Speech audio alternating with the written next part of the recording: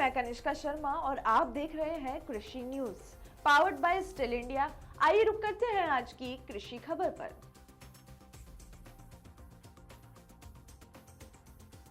जयपुर क्षेत्र में भूजल स्तर लगातार गिरता जा रहा है, जिससे हमारे किसान भाई काफी परेशान हैं।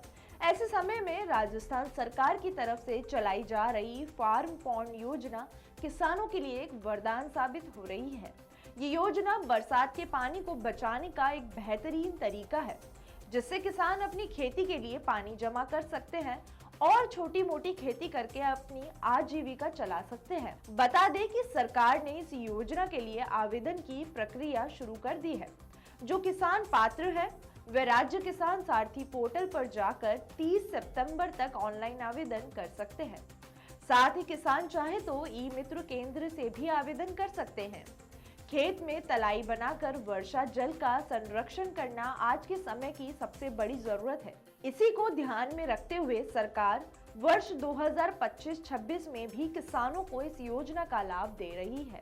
जानकारी के अनुसार अनुदान पाने के लिए किसानों के नाम पर कम से कम 0.3 हेक्टेयर जमीन होनी चाहिए। अगर जमीन संयुक्त खातेदारी में है तो आपसी सहमति से हर किसान को 0.3 हेक्टेयर जमीन पर फार्म पॉन्ड बनाने की मंजूरी मिल सकती है। लेकिन ध्यान रहे, एक ही खसरे में बनाए जा रहे दो पॉन्ड्स के बीच कम से कम 50 फीट की दूरी होनी चाहिए।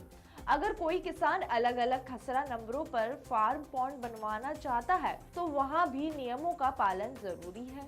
योजना का लाभ तभी मिलेगा जब फार्म पॉन्ड पर फव्वारा या सिंचाई प्रणाली लगाई जाएगी। साथ ही किसान के पास कुछ जरूरी दस्तावेज होने चाहिए, जैसे जमाबंदी नकल, भूमि का नक्शा, जन आधार कार्ड और लघु या सीमांत किसान होने का प्रमाण पत्र। इसके बिना किसान इस योजना में शामिल नहीं हो पाएंगे।